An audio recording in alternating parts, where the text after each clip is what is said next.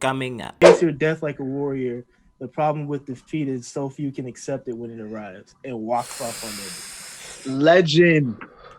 Legendary, bro. Top 2 villain with the bars ever, G.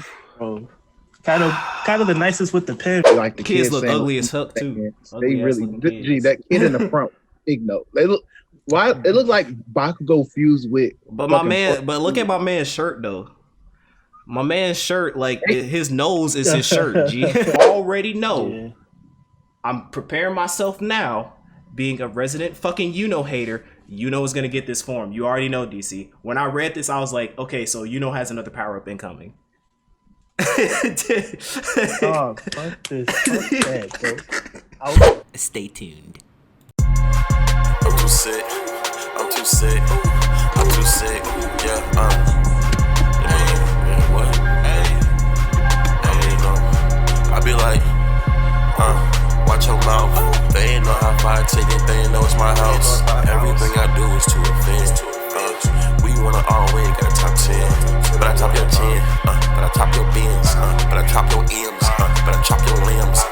Going crazy, put it on my unborn kids. I'm not an angel, but I'm fly, that's on my sins. Yeah, I don't never pretend. I don't never reach in. Looking like I'm thieving. All black and wheat Timbs. So deep in the Yo, what is going on, my fellow otakus and otakuettes? It's your boy Cam from You Tweaking Media's Black Otakus of the Culture. Here with me today, we got the boy Chris. Yo. I'm not hosting. I'm the co-host. Yes, sir. I'm taking over. This is my shit now. And then we got the boy DC. You already know my agenda. Go ahead, brag, bro. Tell them what you just did. The agenda. Oh yeah, your boy just graduated, so I'm not a bum anymore. Yes, sir. Society standards, the dough will be coming in. So today. Oh, most definitely. I have a lot of stuff coming up soon. So 2021, 2022 is about to get crazy. Yes, sir. We going crazy. So anyway, we guys are presenting you guys with yet another episode of Black Otaku Reviews. We decided that there's not a lot of news this week, and when I was looking through some stuff, it really ain't. But we still wanted to give you guys some content. So we decided to just do kind of like a Black Otaku Reviews of the latest manga. We're going to be doing One Piece, My Hero, and Black Clover for you guys today. So hopefully you guys are looking forward to that. If you're interested in it, stick with us. Obviously there's going to be spoilers, so if you're anime only or whatever, you may want to click off, but don't click off because it's us. What the fuck are you doing? It's going to be entertaining. Oh God, it's free, quality, entertaining, and insightful content for y'all. Y'all better not click off. I'm pulling up on you on your head top. Keyword free. And I'm gonna make you niggas buy me a Burger King chicken sandwich too. Oh God. By the way, this episode is unofficially sponsored by Burger King chicken sandwich. Those shit's fire. Fire. Bro, they now, like I was never one into like the chicken sandwich craze when Popeyes was doing the stuff and like Chick-fil-A was doing the stuff, but I got it on Saturday because I was like, you know what, I got nothing to eat in the house and I got some money, so let me go ahead and get an Uber Eats. I took one bite of that sandwich, bro. I was like, this kind of hidden. And to me, Burger King is like one of those places I don't have a go-to meal. Like I have a go-to meal at McDonald's and some other places. I don't have a go-to meal at Burger King. So I was like, let me see if this gonna be the new move. So whenever I'm in the mood for, something to eat and I ain't got time I'm too lazy to go in the kitchen and make me something, I'm gonna order me a chicken sandwich. Burger King, them shit's fire. Now all Burger King needs to do low key is fix their fries. They fix their fries, I'm telling you, they won. Gee, the thing is, they fries were decent when I was a kid. Yeah, they were good back in the day. How do your fries get mid? I don't know why, bro. They took the salt out, bro. They took the salt out. It's like I low key wanna have two orders. Like I want to order at Burger King, get a chicken sandwich, and then I want to go order McDonald's fries. Like that shit wild to me. But yeah, so Burger King, throw us the bag and just throw us chicken sandwich. Well, specifically Daytra, throw him chicken sandwiches all the time, and we'll be fine. Don't throw him too much, bro. That may need to watch his diet. He gotta take care of himself, bro. It's 2021, bro. It's 2021, man. No, I'm just kidding. It's all love for Daytra. Yeah. We throwing jokes around.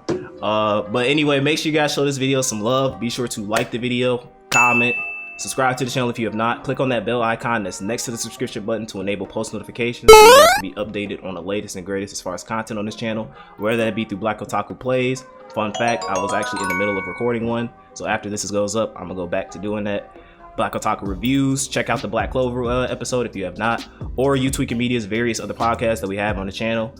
Timeless Vibes, Threes from the Rings, and Black Otakus of the Culture.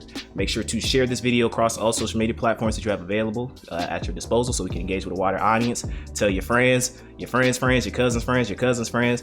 If anybody who's interested in nerd culture, point them to our direction and we'll take care of the rest. We giving y'all free quality entertainment and insightful content. So fuck with your boy. Check out our merch at youtweakermedia.net. Link in the description box below. You hear the intro theme is done by the boy Chaz Vibe. Pre-order Durag season. It's only 5 schmackalinos. Link to his Apple Music platform where you can do so in the description box below. Intro art is done by the boy DC. Link to his Instagram and also his platform where he's accepted commissions. He's a college grad, so hook your boy up. Even though he already rich, he a millionaire, he still needs some money in his pocket, you know what I'm saying? So link to this in the description box below. Y'all see the little things, the little yeah, bro, like that. That's $1,000. He ain't had that before. He didn't have that before this recording session, bro. So he already rich. You feel me? Watch the old videos, so y'all see like yo, this is before. This is pre-graduation. This is post time skip DC, bro. He already rich, bro. So Just got the contract last night. So I'm saying, bro, $2 million a minute. So you know what I'm saying. So shout out to that. So hook your boy up. Show some love to some black artists from Chicago. Support black business. Support small business. All that good stuff. And also make sure you follow Black Otaku Plays social media. We have a Facebook page. Follow, like, and leave me a 5-star review if you would, please. Please and thank you. At Black Otaku Plays and Instagram at Black Otaku Plays. Follow me on that. And with all that being said, let's get started covering the latest One Piece chapter, of course. And DC, take the reins from here. I ain't never been so happy to go over a chapter. It's lit Today. All right, so One Piece chapter 1015 starts out with Luffy drowning. We cut over to this is the third chapter he been drowning. Bro, he's been drowning for a minute. drowned. I'm drowned. Man, he's got nothing but seawater in his lungs right now. It's crazy. But we go to the live floor and we see Queen taking a big ass bite out of Chopper's shoulder, and we get a visual of all the different alliance members reacting to the news that Kaido said last week, where he said that he defeated Luffy. And while the people are losing their faith, you cut over to Izo, Kawamatsu, and Sanji. Meanwhile, Sanji swinging Zoro around. Now it wasn't to the level that Chris thought. Or we thought we wanted more, but I'm glad Oda at least showed him. Gave him something. But you already know, Zoro fans is gonna be like, oh, but he's sleeping, bro. So like he not even taking damage while he getting thrown, bro. Go. The funniest thing I seen last week was they said a Sanji fan said ZKK is only happening if Sanji's wielding Zoro. and he kills Kaido with Zoro. Hey, if that happens, that's how ZKK happens. I'm all for it. Hey, I'm for it too. I'm all for it. All I needed was just see Sanji put hockey over Zoro and swing that nigga. I just wanted that. That's all I wanted. But this is cool. This is cool. I love it. Settle. But Sanji says that have you idiots lost hope? Like you guys are acting like this battle is lost. So it makes sense. Zoro's asleep. Luffy's knocked out. So the next guy to boost morale would be Sanji. So I'm excited for that. Cut over to the live floor again, where Queen is saying that he was only playing with Chopper because he was showing spirit, and so then it cuts over to Perospero shooting a new attack. Hell, dog. Chopper got a hey. And all y'all niggas that was saying Chopper was commander level, y'all got a hold. Bro, I'm telling y'all, this nigga is a fucking joke. Man, he hasn't healed a single nigga, has he? I mean, besides the ice on him stuff. Yeah, he's about to. Yeah, I'll give him that. I'll get off of him. He cured the COVID, bro. He cured Corona. I'll get off of him. But Perospero shoots a new attack, which is called Apocalyptic Candy Shower, which is looked like it was about to fold the alliance, and then it shows Queen pulling out a new technique. He has like needles coming out of his teeth, and he tells Chopper he looks like a nice piece of venison. Oh wait, no, that was in the that was in the Allegeds. Oh yeah, the Alleged. He says that pause when I say this. That meat of yours looks nice and tender. That's what he says. Like the Alleged. like sometimes look, man, just go. They be ruining the dialogue for the official. I mean, dude's name. Hey, shout out to y'all though. I don't want no smoke. Then we cut over to your boy. You hear Diablo Jean, and Sanji comes in and breaks Queen's teeth and protects Chopper while having Zoro in hand. With an amazing panel right there. And he pulls out a new move we haven't seen, which is called Rotisserie Strike. He kicks Queen's neck around, spinning like a top, blocking all the arrows. Cold. Raw, bro. Come on now, and he got Zoro on this, but you already know them Zoro fans is gonna be like, this don't count. Queen was preoccupied, caught off guard, looking at Chopper, so the attack don't count. You know, shit like that. I'm just letting you know this is what I'm thinking the Zoro fans is thinking, G. Preoccupied by Chopper, look, man. He didn't take the nigga serious. He did it. He literally admitted, nigga. He was thinking about how he's going to flambe this nigga. Right. He said he was going to die in the water. He said he was trying to take a big piece of Chopper's meat, dog. That's what he's trying to do. Put that with what y'all will.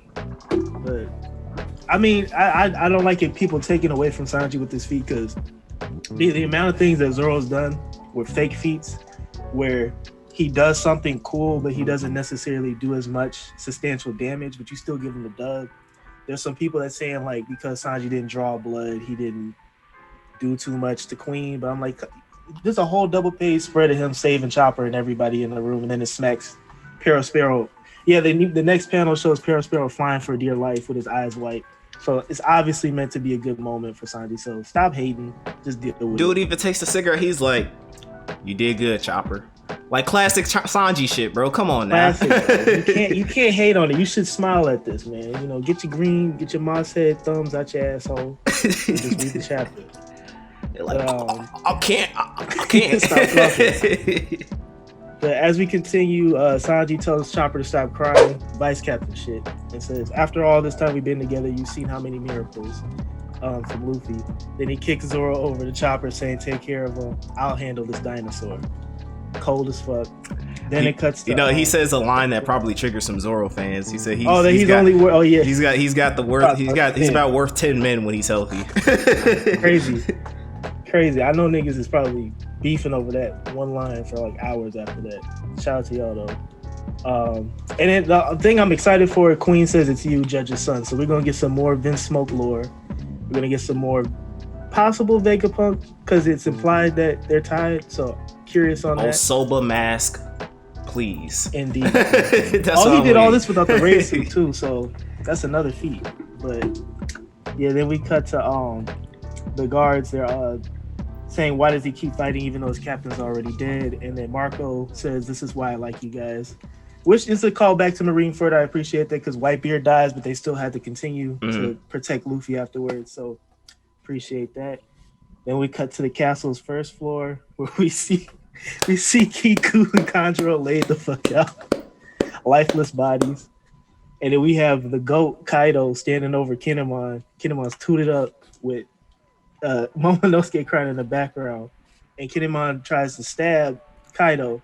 Now this is surprising because he should have been dead from last chapter. Yeah, I'm surprised his head wasn't bashed in. Like, dude, he should. Look, the very least, that nigga's freaking should be looking like right. Bro, like I would have settled for that. I would have settled for that too. He looks too clean for that, but I'm okay because what happens next? We get Kinemon having a flashback for when Momonosuke came from the future and they had to go through their aliases as father and son. And it's a nice little moment, showcasing the bond between the two.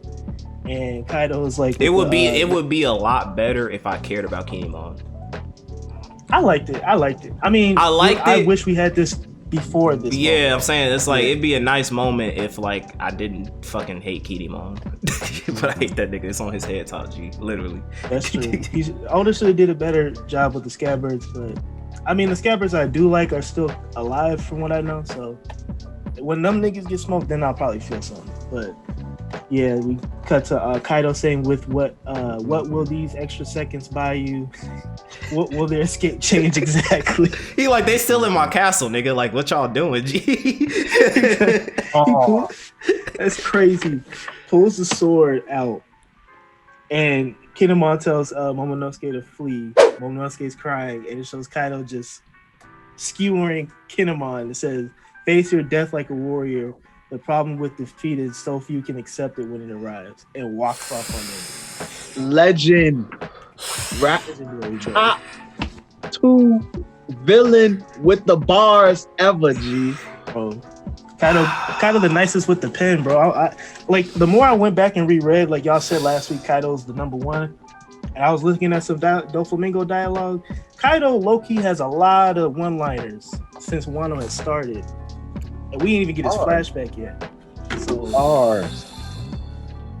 I was top 1 lyricist of the One Piece universe. Bro, that shit made me high.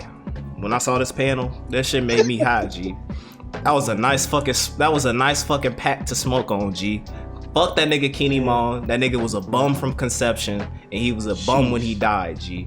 And that's all your legacy. You think he's officially dead? I hope please let this nigga die, bro. Do not bring him back. There's, to me, like, unless you want to give him, like, with his character arc, if you want to give him some, like, satisfying, like, Odin said this, or Odin did this, or something, like, some resolution to Odin when it comes to Kinemon's character, I guess. Maybe, like, on his deathbed, Momonosuke says that, I don't know, Odin thought of you like a son, or something like that. But, like, there's nothing he can add to the story for me, for now. Like, I agree. There's not much he has left. I think the only hanging plot thread he has is probably like him meeting his wife, but it low-key implied that his wife got smoked too because they burnt down that town that Thomas from. So if he's alive after this chapter, he's probably like barely alive, like on some Whitebeard stuff. But he's not gonna die like Whitebeard because Whitebeard's the GOAT. But like, because Oda, when it comes to portraying death, from what I've seen, he doesn't like show it like this. Like, this is like a panel in which he shows him like stabbing. You see the blood coming out. Like, to me, that's a death. You gotta kill him off, bro. Like, after this, you gotta kill. Like, because to me, it's like it's the 3-strike rule when it comes to me. Like, you already had him getting freaking bumped on the head the last chapter, and now you got him getting stabbed. And if he survives this and like you want to kill him off later, it's gonna be like, if you're trying to make his death even more impactful or something like that, to kill him off later or something like that, it's not gonna hit as much because like, nigga, you already had 2 chances and you fucked it up. He should have survived the encounter with Kaido on the roof originally. Oh yeah, he was smacking him to hell up there. Yeah, and it was laid out. Hey, I agree. I think he should kill him off, and if he's alive, he's like barely grasping for air, and like maybe Luffy runs into him, and he's like, "Luffy, you're the last hope." Tell Momonosuke this, and then passes. Hopefully, that's what it is, but we'll see.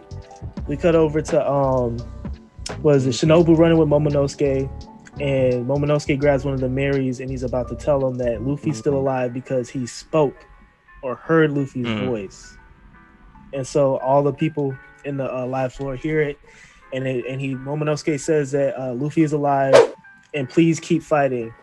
As long as you still have breath, please continue to fight.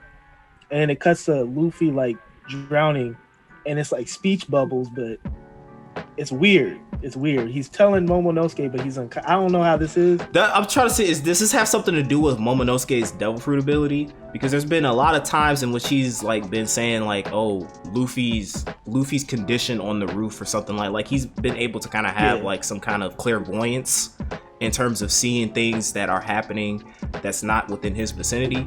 So I'm wondering now, my immediate thing is that like this is just him lying just to boost morale, which is smart. But if there's some underlying like something that has to do with his devil fruit ability, or maybe even hockey is concerned, I don't know, but like it is because I got the same thing with you, where it's like it looks like he can. There's especially when it comes to Luffy's character, he's able to tell certain stuff when he's not there. Yeah. I think he's legitimately talking. Because at first I'm like, maybe Momo just, built up the courage. But later what happens when we find out who saves Luffy, I think it's some hockey. I don't know if it's hockey or... I was thinking hockey related. It has to be hockey. Like observation? Like some kind of advanced form of observation where you can like read people's thoughts or something like that? Or it could be like another application of Conquerors in a way. I don't know. Because it's like... I don't know how observation... Because observation is you perceiving the world and it coming to you. There was never anything where you could just send your observation hockey into other unless that's a new application. But it's just weird because Momonosuke is tied to Zunisha. So I assume everything that he has that's special is specifically tied to that, but it seems like he could extend it to other things. And in the book earlier, he said, I can't die. So some Joy Boy, ancient weapon stuff has to be the explanation for this, or something special with Luffy. The same. They're like maybe his Conqueror's Haki is able to since he has such an immense will, he's able to tell Momonosuke like, hey, listen, I'm unconscious, but I ain't down for the count. That's dope. I hope that's it. I'm excited for whatever explanation Oda gives us. We're definitely gonna get I think either in Kaido's flashback or some type of reveal soon. Because this is like the second time we got some like weird clairvoyant shit. But after that, everybody hears it. There's a giant double page spread of everybody saying Luffy's gonna win. They're happy. They get rejuvenated. And Kaido's like, "Are you satisfied, son of Odin?" And he winds up, and then Shinobu's like, "Fuck that!" And she uses her devil fruit on the ground, and they falling out the sky.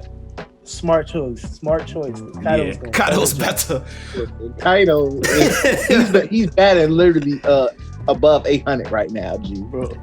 Kaido is literally choosing violence at every twist and turn that he sees. He's kind of the trespassing, G. One of my favorite quotes: "If you're doing something, you're trespassing, and they are trespassing." He's fed up. It's facts. Kaido trying to kill niggas. But then we cut over to what we were talking earlier. Luffy's drowning, and the Heart Pirates hear him. Trash and ass they go niggas. Towards him. They trash. They are. I'm not gonna lie. I was watching Zoe earlier, bro. One of the damaged minks folded John Bart that slave that Law saved. I'm like, y'all niggas. Bro, them Heart Pirate, bro. It's only Law. It's literally Law. Law ain't got nobody else. He needs to leave that crew and join the Straw Hats, but I know it'll never happen. But hey, man.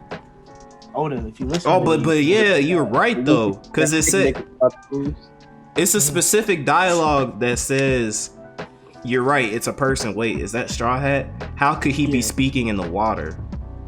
That's weird, because usually hockey is like observation hockey isn't used in that way. Conquerors isn't used in that way either. So I'm like, there must be a new application of hockey that we don't know yet, or I don't know. I feel like it could be an extension of Conquerors, because to me, Conquerors is one of those hockeys that like should not be restrained in any shape or it's like the Green Lantern ring, right?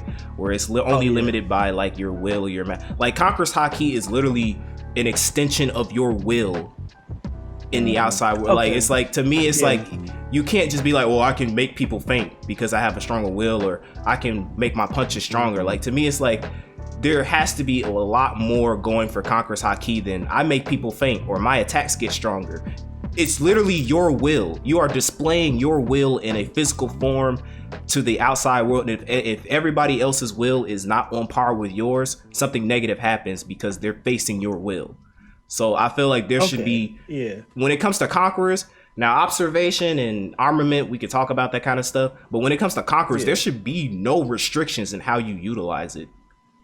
I agree too, because remember on the roof, I mean, fuck Zoro, but he used Ashura, and that's when his Conquerors came out. And we always wondered what the heck was him, manifesting like 6 other heads. So that probably is what it is, Cam. Like, you could do extraneous powers while tapping in the Conqueror's Haki. Like you tap into.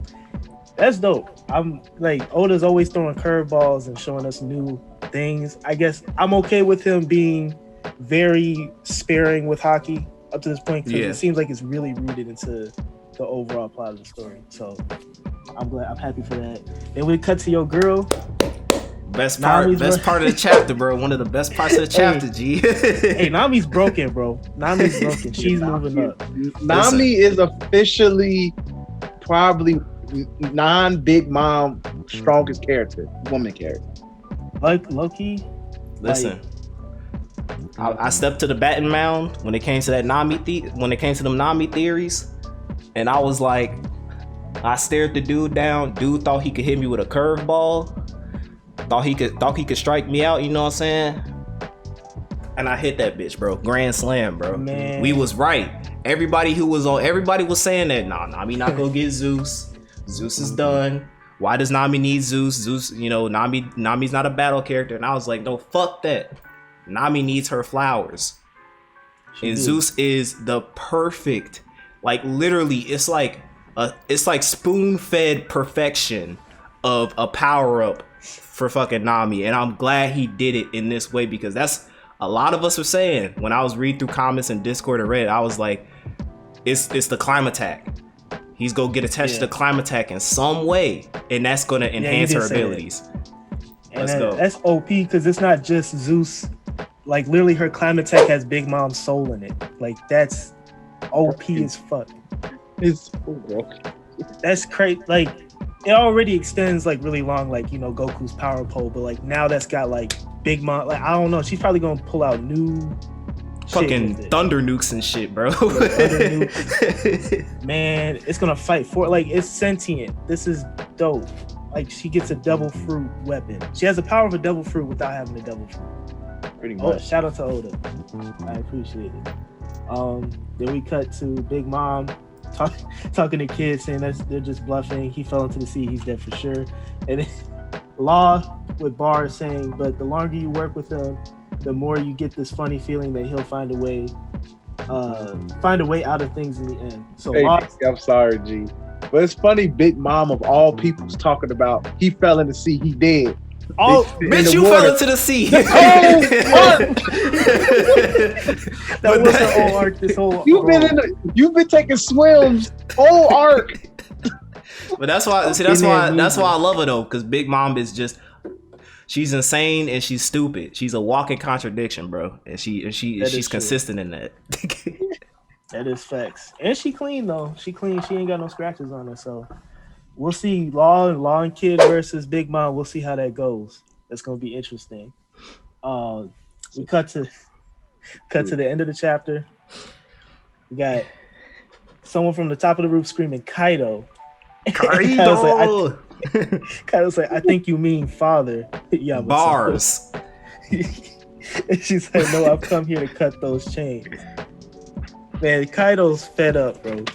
Yeah, see, because that's another reason too. Because in the alleged version, she says I've removed the chains already for some reason. So I guess that's probably what the official translation in that sense is saying, that like, nah, she's come to cut the chains. Yeah. Again, I'm assuming she means of like birth, or like I'm no longer your child. I'm not enslaving myself to be your child. What Sanji did to Judge, she gonna try and pull him down. But the thing is that Judge ain't Kaido, and I think Oda has been taking some heavy inspiration from Invincible. Look, Judge cried. That nigga started to cry. Yeah, Judge was laughed at him. All I'm saying is, next chapter we getting think Yamato think. That's all we get, G. Yamato about to get her ass beat, bro. I'm trying to see, like, because I did say in like one of my notes that like, as far as like what things are going, like pretty much Kaido has won. Like if he's trying to end this arc on like a sad note, like, or at least this part of the arc in a sad note, then Kaido has won temporarily, unless Yamato does something. And Yamato is strong. I think Yamato is definitely, I feel like she go get her 15 seconds of fame, and then we go get Kaido bars. That's true. And Kaido's gonna be like, listen, did you think I changed you up because I thought you were strong or something? Bitch, I changed you up because I didn't want to beat your ass. Why'd you make me do this? Some fatherly ass bars. You know? Like, nigga. Man, I was expecting this, G. Cause Kaido has those like spikes on him, right? He's like, oh, you thought you was the only one that was chained? Yo, shit. This shit off. Take them up. He's just like the fucking the next chapter ends with his like, I've always held back. Ooh, dog. Drop the weight. Yo, oh my god, Kaido's about to drop the weight. Bro, them Rock Lee stands going nuts. Super. Oh, he's gonna drop the weights and actually do work. That's crazy. Nigga go beat ass. Dog, if that happened, if Kaido's cuffs are actually sea stone cuffs, bro, Cam the goat.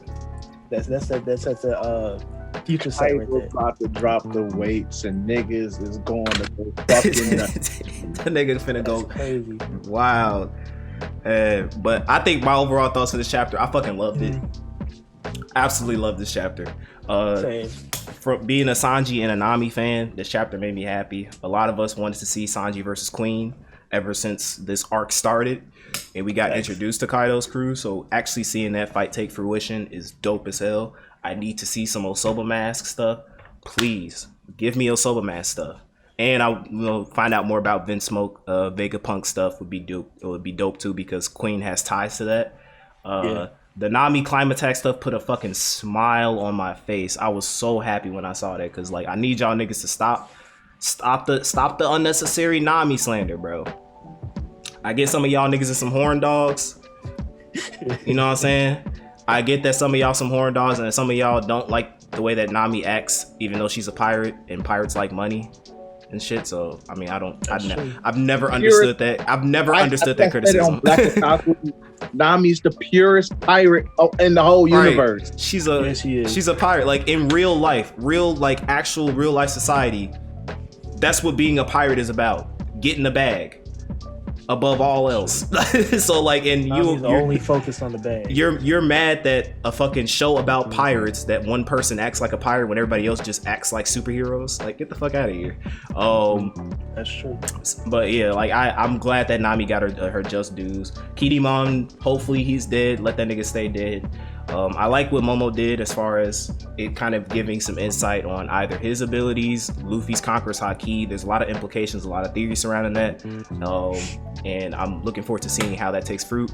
And Eustace Kid or Lid and Law versus Big Mom.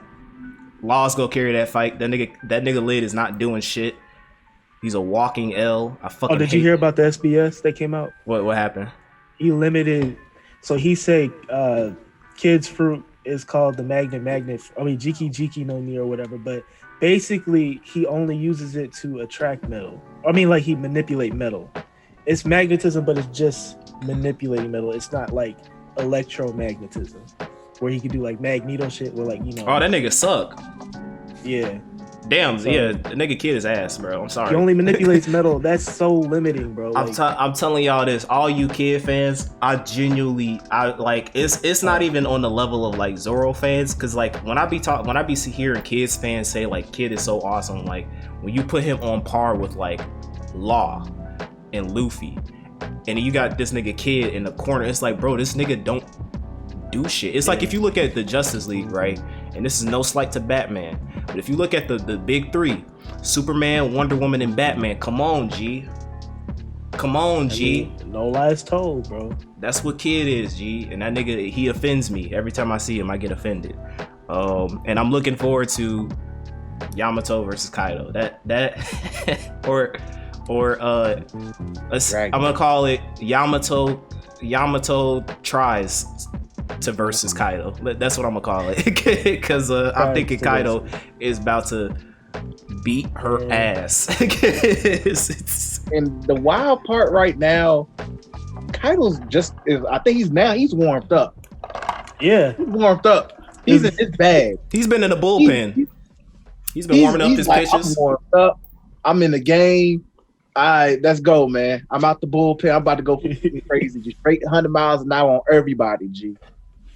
Now bringing player number 56, pitching Kaido. Like this nigga walking out, bro. He ready, bro. He ready, G. Work, throwing heaters at niggas, G. It's over with. I have my Oh, you can go. My quick thoughts on the chapter, like really good chapter, engaging from start to finish. The Sanji Queen shit, I'm happy for. I'm still hoping that we get the Sanji versus King and Queen. That's still gonna happen. Hold them both down. Hold them down. While Zoro's wrapped up. Exactly. While he's sitting there, while Chopper's taking an hour to fix him up, you know, because he has Chopper, we know. So it takes about an hour for him to do things, maybe more. Sanji's holding it down. He's whooping Queen's ass. And then King gotta come and be like, I gotta save your little bitch ass. I'm okay, whatever. But that's my thing with that. But I'm all for Sanji doing his stuff, Dizzle. King, I would love Marco, Sanji versus King and Queen. Because Marco's still there. Yeah, Marco is. It's possible that Chopper fixes him up and he's like, I need an extra. So Marco's like, I got this technique to heal, but I'm gonna be nerfed. So I'm gonna need you to, handle both. So as you telling me Marco's about to take Chopper's job again. So, hey. But somebody's gonna take his job again because it was Reiju with Luffy, and now it's gonna be Marco. Yeah. I mean, Chopper's gonna fix everybody's smile defects. That's probably gonna be his dub at the end of the arc. So it's okay if Marco shits on him for now. Open more strangers. So okay, that's just that. Look, I like Chopper, and I like Chopper. That nigga's supposed to be a doctor, dog. It hurts my soul. He's supposed to be a doctor. My soul type moment. Like the nigga's supposed to be. I gain respect for Chopper. He did his thing. He didn't die immediately. Yeah, he didn't. But I mean, I'm just glad that these Chopper fans is getting humbled because them niggas really thought he was gonna go up against Queen. That was asinine. I'm gonna go on my tirade. So ever since I got into the community, you know what I'm saying? Sanji became my favorite Straw Hat after I caught up, and I'm like, I can't wait to talk to everybody about my boy Sanji. And I hear so many niggas saying, oh bro, Virgo snapped his shit in half. He's 7th Straw Hat. Dofi dog walked him, bro. Like Frankie giving Sanji work, bro. Frankie bodying Sanji, bro. They said Nami has more attack power than him. Usopp got better observation hockey. What? No, these are all things people said, dog. They said Sanji literally would lose to Yon. Like they said that his brothers individually, each of them were stronger than him, and that they would dog walk him if they had a serious fight. The only reason why he didn't die because they needed him for the wedding. Just a bunch of crazy shit. And I was like, bro, Sanji is just as strong as that boy Zoro. And I got slandered in the Discord, man. I got slandered in the Reddits. And they're like, bro, Sanji's not... Bro, people said that he was going to fight Page 1 and that was going to be his main fight, is a Flying Six. Beginning of the arc. Like, when they first showed the Flying Six, they said, oh, that's who Sanji's going to fight. He's not going to fight a commander. I'm like, dog, he's going to fight Queen or King. And they're like, no, bro, that nigga ass. Y'all niggas mad quiet. It's real quiet up in them East streets, bro. Bro, niggas ain't on the block no more. Y'all not on the block. Y'all need some help. I got you. Go get diagnosed because they're gonna hit you with something that's called dyslexia. And you read things, but they don't like what you read is not what you actually read, bro. Sometimes the B's are B's. Sometimes the little E's turn upside down. You think it's an A. It's okay because you're not reading things right, but it's not your fault, bro. I'm not blaming you. Just get help. Do some reading exercises, learn some proper analyzing skills. Name me 10 plot. If you're gonna talk about plot, name me 10 literary devices. DM me. We're gonna talk about it. I'll grade you. You know what I'm saying? Do a little, and we could talk about it. We can fix this. It's okay. Mama was clapping because you was in 3rd grade reading at a 1st grade level. G. Oh, you read a Garfield comic and thought you was Einstein. It's okay. It's okay. Y'all stuttered while reading Cat in the Hat. G, that's tough. Hey, it's all good though, cause you know what I'm saying. They it's a picture book. They saw One Piece. They thought it was a picture book. They saw girl green hair. That green meant go. They saw Sanji yellow be slow, so they thought, you know what I'm saying. It's okay though. You using the skills you were taught in elementary school. No, because they dyslexic, bro. They thought they thought they agreed. God. They thought it's okay. They thought because every time they see shit. It's all good. Though. Oh my fucking God. It's all good. It's all good. I'm just don't disrespect the GOAT. Bro, don't disrespect my goat, and I won't have no problem. That's all I gotta say. I remember in second grade. In second grade, we had this fucking system in our classroom where like it was like they had like a green circle, a yellow circle, and a red circle, and they would have like the little paper clips on it. So like if you was doing good, you was in the green circle. If you kind of messed up a little bit, you'd be in the yellow circle. And if you're bad, they put you in the red circle. And if you stayed in the red circle, then you get like detention or something like that, or they call up your parents. And so there was this one kid in my class, bro. And listen, bro, I'm not trying to make fun of niggas. It was just Mental Health Awareness Month. You know what I'm saying? I'm not trying to be an asshole, right? But this nigga was a special type of stupid G. And he used to think, he used to treat it as like an accomplishment because he was always on the red board. Like he was always on the red board. And this man, he would brag about it, bro. Like he would be in lunch going like, bro, I can't believe y'all on the green board. Like I'm special because I'm the only one on the red board. And that reminds me of Zoro fans, G. Y'all niggas always on the red board and y'all think y'all special, G. But y'all not. Man, it's tough, man. Y'all can't. Oh shit. That shit funny as hell, boy. Oh my god. Y'all just lucky Oda give this nigga fights. Cause if he didn't have it, y'all be ass out. But all you gonna do is get a nigga literally walked around lost away from the fights. Bro, I mean that's how you know he was made for people who aren't on the intellectual spectrum, because this man's whole his flaw is that he can't tell directions. He gets lost and he thinks he's going the right way. That says something. You relate to that. Y'all relate to that. Y'all always wrong, but y'all think y'all right. So in a sense, it kind of goes full circle. Like y'all are mimicking y'all favorite characters. So hey, you know what I'm saying? Y'all can take pride in that. Yeah, shout out to y'all. I'm happy for you. But we can move on. Yeah, we can move on to My Hero. So we're gonna really good chapter. We're gonna start with, because we didn't cover we didn't cover 314. So we're gonna start with 314. Let me go ahead and switch the overlay. All right. Let me know when you're ready. All right, so yeah, we can start. So chapter 314. Right, so 314. So pretty much the basis of this chapter. Deku's still chasing this beautiful queen, Lady Nagant, what the fuck her name is, through rooftops. And yeah, so opening page, pretty much he used a smoke screen to avoid her, stuff like that. This chase is getting really intense now. Then moving on, he says the best way to handle a sniper is to get close. I'm gonna make you tell me everything. Wow, bam. She's just avoiding this nigga, shooting at this nigga. Then she starts saying the safety commission taught me everything I know. Then why work for All For One? He's plotting everything take over. So why? I know you used to be a hero.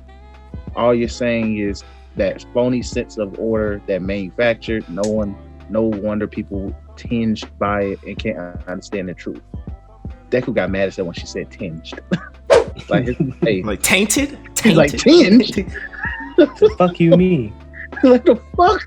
Tinged or tinged? I don't know I think it's tinged. I think it's tinged. I say tinged, but I'm just, it's like tainted, kind of, basically. That's what I kind of. But we kind of get like, I would say that I like this chase, but we're gonna go into it and her backstory. But I felt her backstory, especially for My Hero, I'd probably be the only one. I thought it was generic as fuck. It's nothing special. I have something, but I'll wait till later. And also in the midst of this page, one of the many voices in One For All literally says something about my parallel quirk processes are all screwed up, something like that. So I'm guessing they realizing Deku's just doing the shit weirdly. They don't even comprehend what Deku's doing. They don't know what the hell he's doing. He's skipping steps. Exactly. Deku's freestyling this shit as it goes. I respect it. You like, bro, like, I ain't got nothing to lose. All right, I'll figure it out as I go. Even though in the next chapter it breaks down this dude's quirk really fucking well, and it that was really broken. So after so much killing, was it all? Deku asked, after so much killing, was it all to preserve our sham society?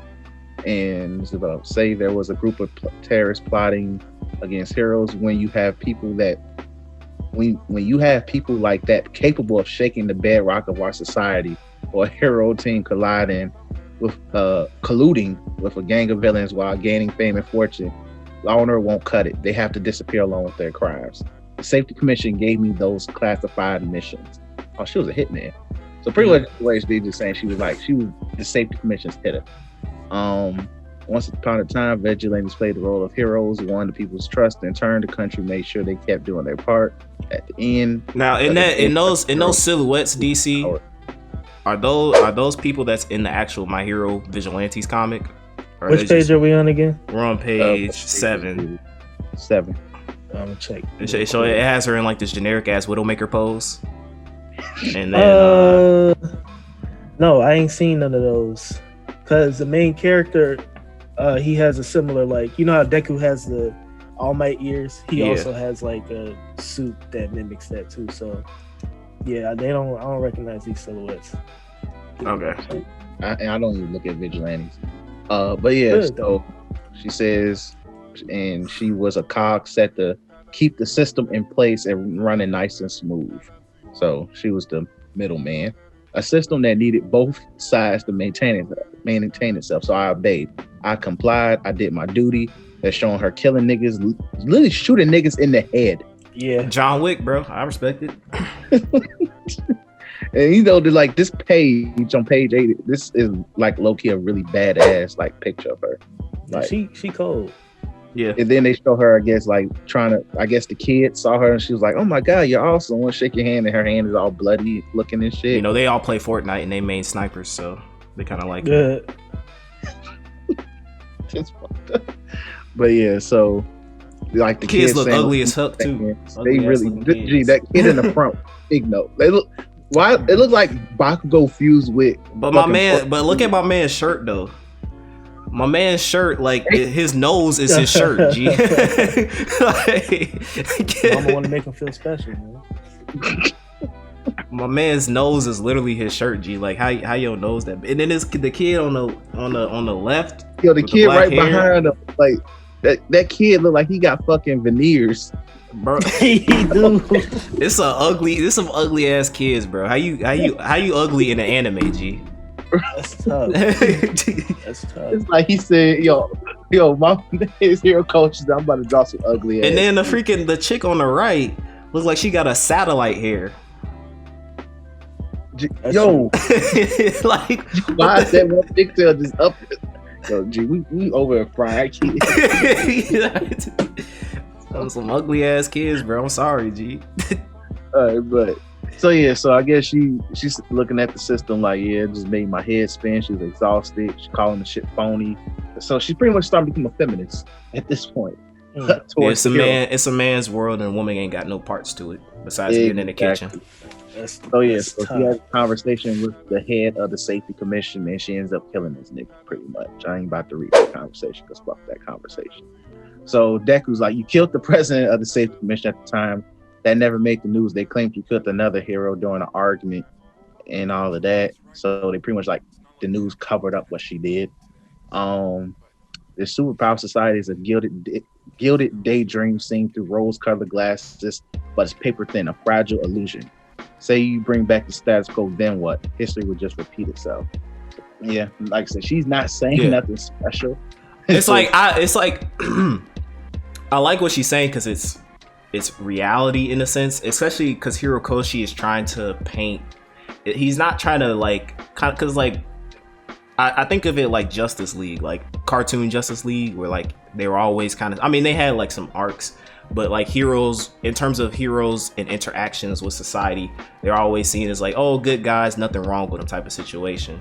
But I like that Hirokoshi designs his specific society to be like, it's not black and white. It's not, heroes save the day and villains are bad. there's gray areas in between, and her backstory sheds light on the fact that, yeah, like you see All Might and, you know what I'm saying, the figureheads out here making hero life look good, but it's niggas like me who are behind the scenes who keep the stuff that could really make this hero society go up in flames. I keep it under wraps. And that constant cycle of being a hero by means of doing villainous acts, so to speak, fucked her up.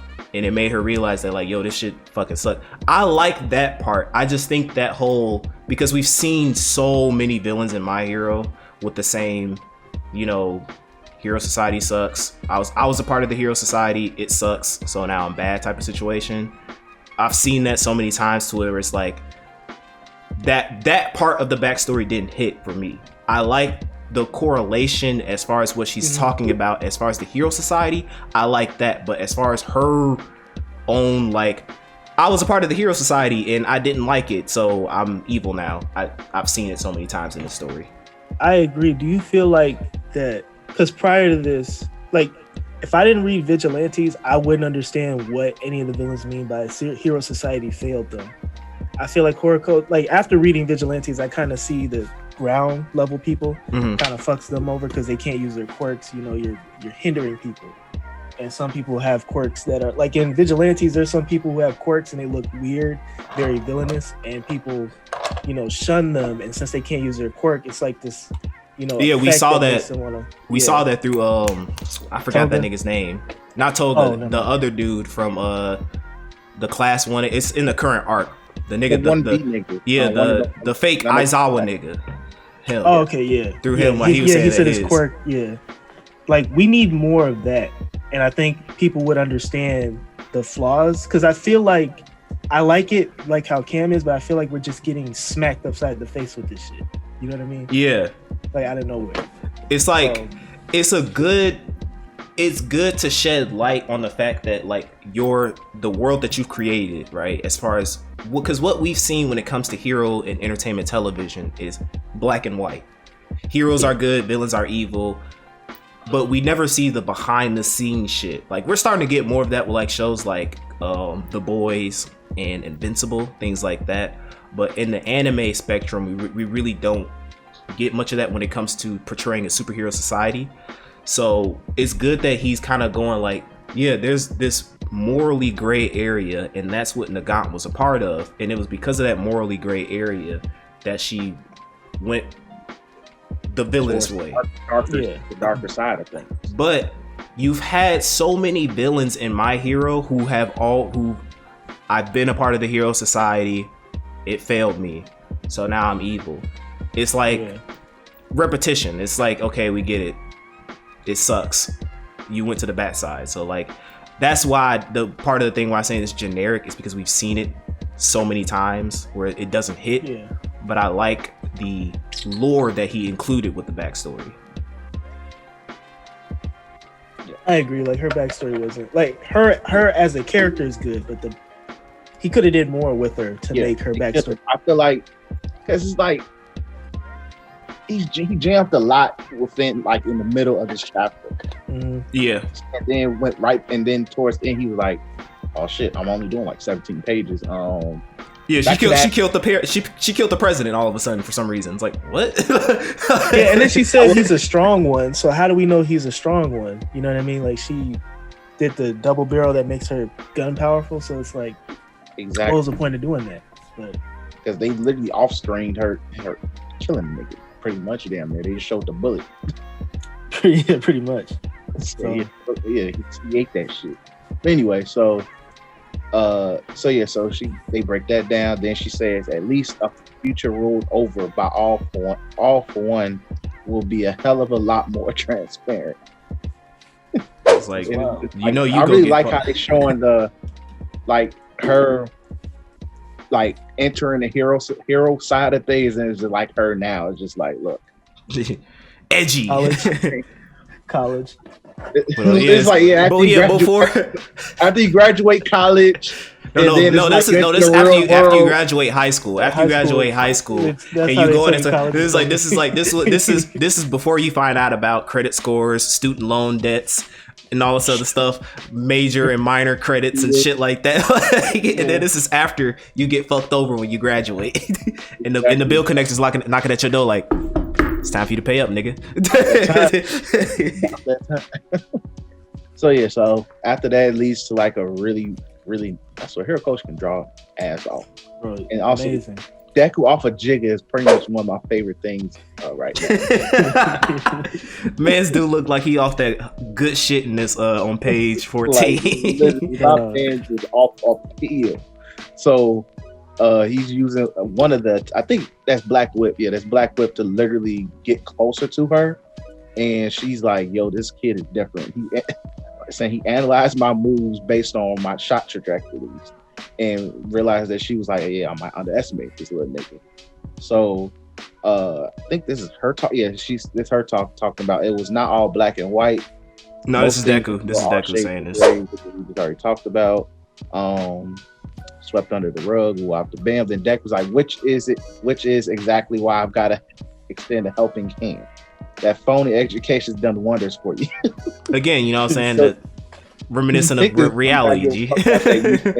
Niggas do not care about that UA educator. Like, get that bullshit up out of here. Man. UA is one letter short from US education system, so makes sense. Well, you know. Anyway, so I guess this is one of the mugs talking. So even in mid, this is her talking. Even in mid, he dodged to protect his joints from taking damage. He's focused on reading my patterns and evading. Then she's like, you know what? Fuck this. I'm about to shoot Chisaki. Now I didn't realize that was Chisaki. Overhaul. Like, fuck it. I didn't realize that was Chisaki until like I was like, oh yeah, because the nigga is like missing his arm. I'm like, damn, bro, like you was like my favorite My Hero villain, and now you like a bitch now, bro. Like, yo, my man's overhaul is literally out here just saying, look, where's my boss? You said we're gonna go see him. I want to see my boss. Please. He is messed up. Whatever Shigaraki did to him when he turned his arm into dust, he was probably talking a lot more shit off screen. He probably fucked him up severely. Like, he was like, you ain't shit. Plus he was in jail. He was in that jail. One of them guards probably played with his freaking nubs. Gee, I'll be devastated too, man. He can't use his quirk, man. He can't defend himself. He can't do nothing, bro. You like, I just got the boss, G. I mean, that's what you get for freaking doing what you did. I mean, I like you as a villain, but you was fucked up in the head with what you did to what's her Aaron? What's her name? Eri, yeah. What you did to Eri is kind of like, it's kind of you get your just dues. Yeah, that's facts. So, next chapter, moving on, opens with Overhaul and Lady Nagant talking. He says, hey, I know that kid. Pretty much says, look, he got real hero syndrome. He got it bad, you know. I can help you out. So my man's like, I can help you. I just need to see my boss. My man is so fixated on seeing his boss and not get his arms back. Didn't his boss die? We don't know. When they kill, at least I remember the way how the anime phrased it, because this is how I remember off recent memory. I don't remember how the manga handled it. That's when the boss died. Or he was on his deathbed. They think he was like sick. Yeah, like from what I remember, like he was like on his deathbed. But maybe All For One recruited him. I highly doubt it, because what's that nigga doing? Exactly, like I highly doubt it, because like All For One probably just smoked that nigga. But anyway, so they have a conversation about that. She's about to use this nigga and all of that. He just wants to really go see his boss. And then he says, boss, sorry, boss. My boy is down bad. Like, even the way she's looking at him is just like, yo, this is a pathetic ass nigga, dude. She's like, I was trying to smash you back when you was Overhaul. Like, she look at that nigga like, damn. Like, that shit ain't getting her wet at all. Same, bro. She was like, when you had that beak on, you know what I'm saying? That hit me different. That hit the G spot different. But now it's wet. It's dry. It's drier than the Sahara Desert. This shit not sexy at all. So back to the present. Overhaul is screaming, I held up my end of the deal. Take me to the boss now. His face, bro, like, because it's like in the beginning part, it looks like he's kind of like, I guess he's just unstable, because he was kind of talking about Deku kind of regularly, like, oh yeah, he has a real, but now he's like, take me to my boss, take me to my boss. I'm like, damn, nigga, like nigga, you okay? But anyway, so she's really about to really smoke this nigga. She says, look, my arm gun might get jammed, but it's like, fuck it, I'm gonna kill this nigga. And hopefully, and this is just to literally throw Deku off and make him make a decision, which is really smart. So she says, no matter who the victim, and she pretty much says, your hero education taught you to hate one thing above all. No matter who the victim is, if your own squirrel gets him killed, that'll really keep you up at night, which is pretty true. She's looking at it like that. Another fact to think about, pulls a tough call to make that to make him slow him down. And that's when she'll shoot. Then this is where Deku literally just says, continues his freestyle using of these quirks. Which so is Fajin, like G. Repeated movements build up motion-based energy for temporary storage and release.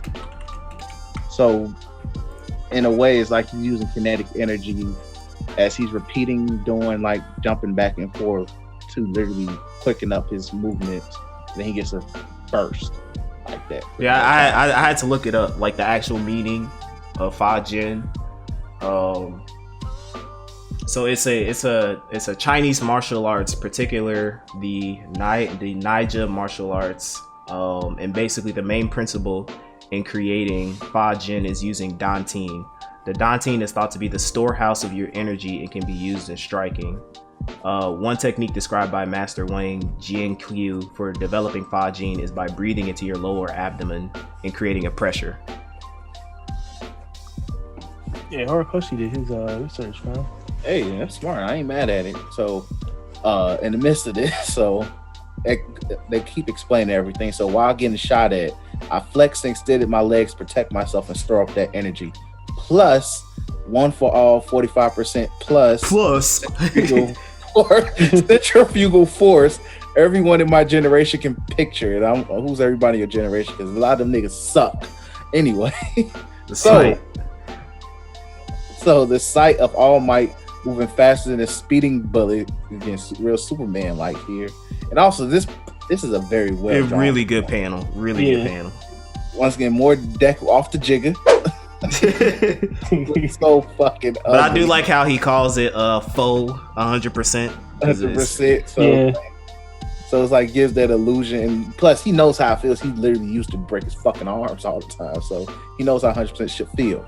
So Deku saves Chisaki by literally pushing him out the way from the bullet. Lady and the guy look surprised that he caught up, and then hold on. So action panels. Deku tells Overhaul, we'll talk later. he got the little Spider-Man thing going in the one panel where he's like kind of like using it to hold himself and probably like traject himself forward. I like that. Like, yeah, I do too. Our boy is freestyling multiple quirks at one time, and he's like, I don't know what the hell I'm doing in the midst of this. So once again, I think this is one of the all for one niggas, one for all niggas. I was using one for all at 45%, danger scent, smoke screen, black whip, Fajin, and float. And I switched them on off and on in rapid succession, but it was too much to process all at once and my body froze.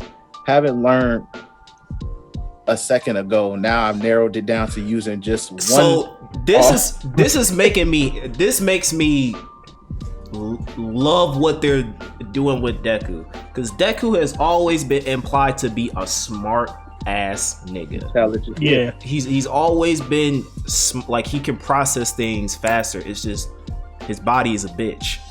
He's weak. Yeah. So I like the fact that like he says, okay, this happened. Like it literally took him a second to go, this is why I did all this shit and this fucked my body up. So if I just remove this and do this, it'll make it go back. I'm like, okay, Deku, I see you. And he probably only has a month and two of training. He's already number one, man. It's already proven it. Number one. Easily. So I'm going mad as fuck right now. low-key, this also shows how All Might should have been a lot more spiritual too. Because nigga wasted a lot of opportunity. Anyway, so we see Deku do the full 100% Manchester smash. Fucked her arm up. Aimed at her arm. Really shot the bitch arm off. He said, "Your gun barrel's busted. It's over." And she's I'm looking forward to them Lady Nagant cosplays, bro. Ooh, hey, she kind of we want to have Mirko and Lady Nut. Yo, G, C2E2 about to be lit. She kind of this panel kind of showing her, you know, her little assets a little bit more better. You know what I'm saying? Your coach can draw some women, G. Your coach, grown women specifically. He can draw some grown women. That's 18 up. 18 up. Exactly. It's just literally, he just has a fixation of literally paralyzing them or killing them. And we'll get to that later. Exactly. so Deku points and says, "Yeah, your gun barrel's busted. It's over." She realizes what he did and all of that. So it's like, hey, then she says the headshot for Chaz was off a little bit, and if you were really aligned with All For One and his brand of evil, your very first shot would have hit my lower body and could have stopped me cold. So I like how he's calling her out on her bullshit. Like basically, you not really about this evil shit. Exactly, you're not really there. You're on the dark side of gray, but you're not all the way there. You know, you fucks with. So you get high school. So you get a little talk no jutsu.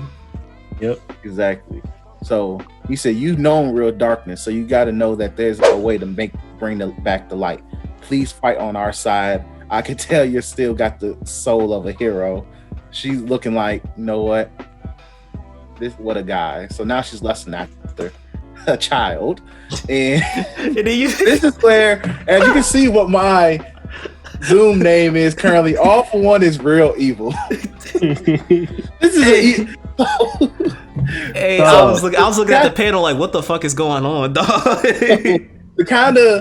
So let me just mention the panel itself. So you're the real deal. The soul is far too fickle, which is why I added a failure clause to your contract. Dog. So a few chapters ago, it was explained that she mentioned that All For One gave her a quirk. I think it was the float or something like that. It's like skywalk is what she called it. Yeah, there we go. Skywalking. So pretty much Sanji's ability. So pretty much. So like, I guess he put a failsafe in terms of, in case she gets caught and they talk her out of fucking with me, I got something for that ass. Like, gee, my man's smile is so fucking evil, bro. And it's like he knew. It's like he knew that she was gonna be on some fuck shit, and he was like, "All right, yeah, I gave you this quirk, but it's time for you to go bye bye. You ain't upheld your end of the bargain." They didn't read the fine print, G. She didn't read the fine print. So she gets blown the fuck. Well, not blown to bits, but he puts an explosion in their deal. The fact he has this ability, I need to know how did he get this quirk? Because I'm pretty sure that's an evil ass quirk to have. It's literally, I could give you stuff, we can make deals, and if you fuck up, I could blow you the fuck up. Literally. So Deku is somewhat caught in the explosion. You can kind of see the distance. He's not really in it, but he's there. He yells out her name. Nagant is she's fucked up, bro. She a pack. She's literally a pack. She's literally like, and then you have back to All For One. He says, to the very end, you were just a tool to be used. Curse your blessing of a quirk if you must. Alice, the hapless, woeful lady Nagant. Yo, see, villains with bars, G. This is just evil. This is pure evil. He's not even just talking shit like Kaido. This is just evil. Like, G. Like, this is an evil ass nigga. And then, like, we see Hawks come out of nowhere with no wings saying, "No dying on me now, Nagant." I'm pretty Nagant, like, gee, if she ain't dead, she about to be dead. like, bro, gee, you can't even see her face clearly. Like, she's fucked up beyond belief. Like, I feel like if they do make her survive, because you already know how the My Hero community works. Since Hawk just caught Nagant, be on the lookout for Nagant X Hawk. Oh yeah, they already shipping them. Yeah. So you already know that, right? So people don't want to see her die because they want to see her and Hawk fuck and have kids for My Hero Shippuden, or My Hero Next Generations. So if she does survive, she'll probably be like a paralytic or some shit like she ain't moving good after this, bro. Bro, like if you look at that image, you can't. She doesn't. Her face is not even clear. Some of her fingers are kind of messed up too. If you look at them. Yeah, it looks like her leg. Like it could be the way he drew it, but it looks like her leg is blown open too. Like part of her leg, and like I think it's her right leg. It's like you can kind of see like a little tear in it. It's like, yeah, she gone, bro. Okay. She's like, dog, like she out for the season. She's gone. It was. I had fun drawing her, but I realized she's over the age of 18, so she gotta die. Yeah, we can't lust after. We can't have the community being closet pedophiles to this chick. You know what I'm saying? And I already gave y'all niggas an ebony queen, so that'll tie you over. Exactly, and luckily one of my editors love drawing the ebony queen as Megan, so that's different. Ain't no thick white woman for y'all to draw her ass, so bye. But I guess for my overall thoughts, I like the 2 chapters. I thought her backstory is a little bit generic, but I like the implications of the lore.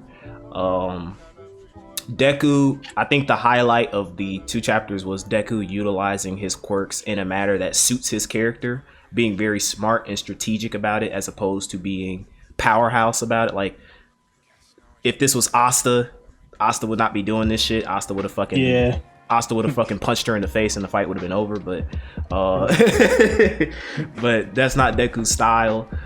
So I do like how we can see Deku utilizing his biggest asset, which is not the one for all quirk, is his intelligence, in order to help him win the battle. All for One being a scum ass nigga. But I mean, that's what happens when you make a deal with the devil and then you go live. So I'm looking forward to seeing kind of what happens next. As far as like, I'm assuming that Deku's gonna talk to Chisaki, maybe get more insight to the whereabouts of All for One. Maybe if Nagant survives, she may say like, this is what this nigga is, and pass out or something like that. But all in all, it was pretty good chapters. Yeah, I enjoyed the chapter. Start to finish was a good chapter. Like, I just kind of wish they expanded on her backstory, but Horikoshi really kind of breezing through a lot of shit in this arc. But he trying to make this shit over, bro. He like, this is the last arc, bro. It's time to like, come on. But anyway, I'm happy. I was really good. Like, what we learned was, it was very critical information, I feel like, and for her point of view of things. And just the highlight is All for One. G. Yeah. Like that man only had 2 speaking bubbles and was like, it made it impactful. G. He said, "No, man, I planned that you might op on me, and just because you will probably op on me, you should have read the fine print. You don't make deals with me, man. I give you a gift. This is what you do to me." And disrespectful. Said, I will blow you over. And literally blew her over. But great chapter. I'm really looking forward to what happens next. Not especially since Hawk is involved in this, and with her. So that I'm curious, that might lead to more backstory with her. So I'm very curious to see what things go. Do you think we're gonna get more from her DC as far as vigilantes? Maybe we'll see her role in vigilantes. I doubt it, because vigilante, I mean, there may be a cameo with her, but vigilantes takes place like years before the main story. So oh yeah, true. We could probably get, I mean, we got a lot of Aizawa stuff, a lot of we got Stain's origin in there, so it's possible they give her more of or her, maybe like, not necessarily duties. Yeah, not necessarily her, but the department that she's working with. Maybe they'll expand on that in vigilantes. Hopefully. I mean, I don't know, because vigilantes is going in a different direction. It's more talking about like vigilantism and civilians in their lives compared to like the other high, octane stuff. But I would be interested in Horikoshi or whoever is assistant that works on vigilantes. Please do it, because Nagant is a good character. I hope this isn't it. I mean, this is it for combat from her. Probably get more character moments. Yeah, it's just her proportions still be alright. Deku already fucking kicked her arm off, bro. Like, the fuck? He don't mind getting these baddies messed up. He's just like Kubo. But Kubo had all them fine bitches get fucked up. Yeah. And Bleach. But he draws more. That's Kubo's thing. He just draws more. Kubo I can make another bad bitch in no time. Yeah, that's true. I got a template full of them bitches in my binder. Exactly. Big titty, medium titty, no titty. I got you, G. I'm convinced Horikoshi hate me because he took Muriel's quirk and then you made all the other overage waifus get clapped. Fuck you, bro. Like, I can't stand nobody. Other than Deku. No, I think this is what it is. No, let's think about this. Okay. Because the My Hero community is huge on shipping. Yeah. And they probably getting fan letters saying, how dare you make another woman that's over the age of 19? Kill her. I hate her. It's like and you're rocking. Because like who is Ebony Goddess Bunny chick? Like who can we ship her towards? No one. People right? ship her with Hawks too. Oh, Hawks got. See, that's the thing. So it's like, cause she's still good, right? Like she's just kind of messed up. Yeah, she got her arm. She's gonna get her arm fixed. So. Yeah. So like, but the Gaunt on the other hand is like, you know what I'm saying? So it's like if she dies, Hawks has a backup plan. Trying to use her to replace Midnight. Y'all got a lot of nerve. You can't replace Midnight. Kill her. Right. Oh yeah. Because I wanted fucking Midnight to end up with what's the some shit. What's the purple nigga name? Oh, Mineta. Yeah, Mineta. Oh, the high school teacher fetish. That's. Listen. To give y'all some insight, so I just finished Major. I fucking love it. I'm gonna go on my tangent in the next Black Otakus of the Culture episode, so stay tuned. I'll give you some insight though. Y'all know how much I fucking love Haikyuu. Major now is my all-time favorite sports anime. And it's fucking tough because I fucking love Haikyuu. Y'all know how much I love Haikyuu, but Major is on a different tier. But one of the characters, he's like a real ass nigga pitcher because they do like a time skip into when they're playing at the World Series. And the nigga actually ends up going with because season 3 is about the main character's high school baseball career, and one of his rival pitchers ends up going with the high school coach. Like they get married and have a kid. I'm like, what the fuck? It came out of left field. I was like, but at the same time, it was like it was like literally season 6 is like his major league career, but then they do at the end of like the seasons, towards like the last 2 episodes, they do like an 8-year time skip. So it's acceptable at that point because like the nigga's a grown ass man, she a grown ass woman, so it is what it is. But I just found that weird. But I feel like that's what a lot of the My Hero niggas do. So yep. I ain't mad at it, but yeah. So I was My Hero this week. Yep. So we can move on to Black Clover. So all right, I'm gonna slide. Let y'all be great on that because I'm slowly but surely catching up to Black Clover. I don't want to be spoiled actually because all this shit is in this man, these last 2 chapters is fucking amazing. Yeah, so you definitely don't want to get spoiled on that. All right, y'all be smooth. All right, broski. So on to Black Clover. So we have chapter 294 and 295. Oh, I cannot wait to get to 295. Holy shit. All right. So let me switch the overlay. Overlay has been switched. So chapter 295 starts with Zora basically going like, hey Magna, you did it. Congrats, my nigga.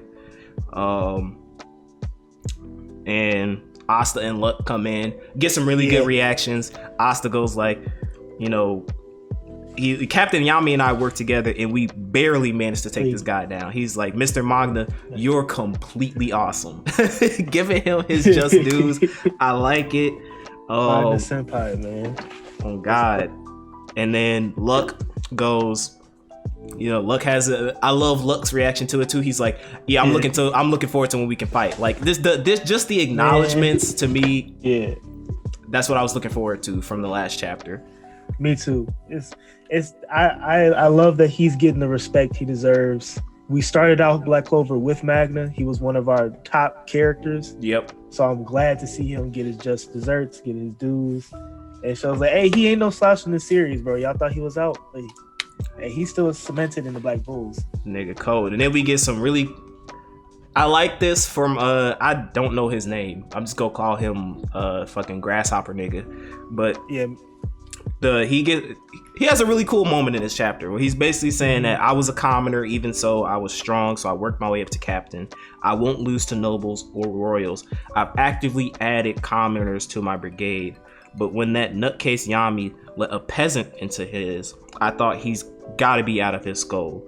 So I like that because I didn't realize that at first, but now it seems to be just more than nobles and commoners. It's like nobles, it's like royals, nobles, commoners, and then peasants below them, so it's like an even lower tier. So I guess that's what Magna's not just a commoner, he's a peasant, referred to as the magic system. So that was pretty interesting to kind of learn that detail about the lore. I appreciate that too, because like it's weird, because remember at the beginning where they're like, oh, commoners aren't stronger, peasants.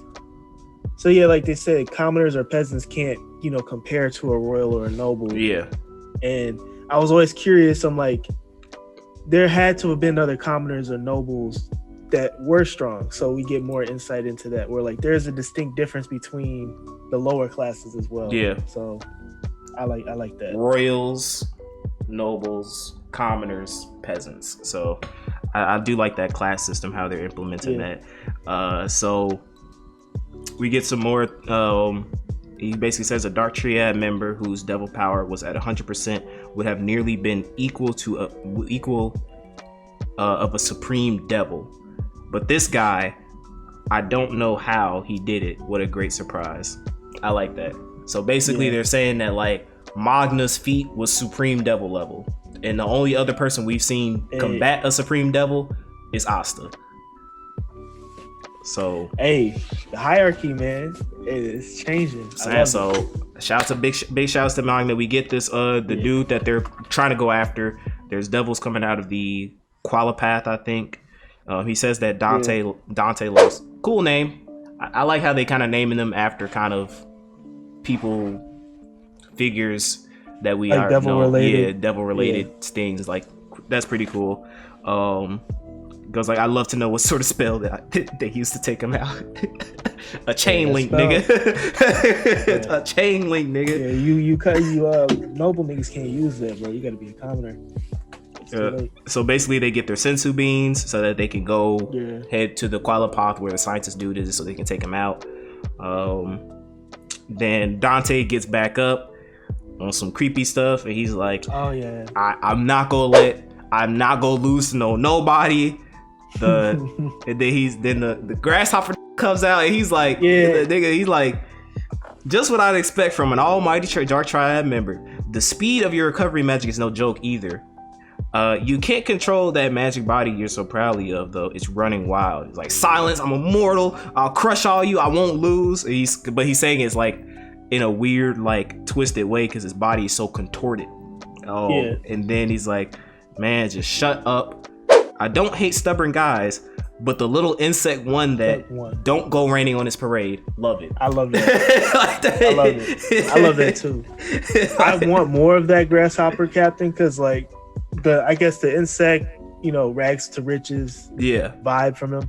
I want to see more of that. That's pretty dope. Because he did earlier, I don't know if we ever talked about it because it was way past the chapters we were talking about, but he did do a feat where like Dante was using the gravity on them. And he cut through it.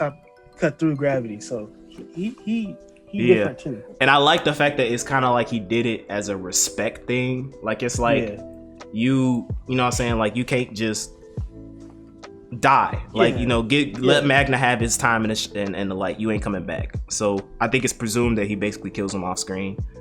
Shout out to I'm good on that. I like that.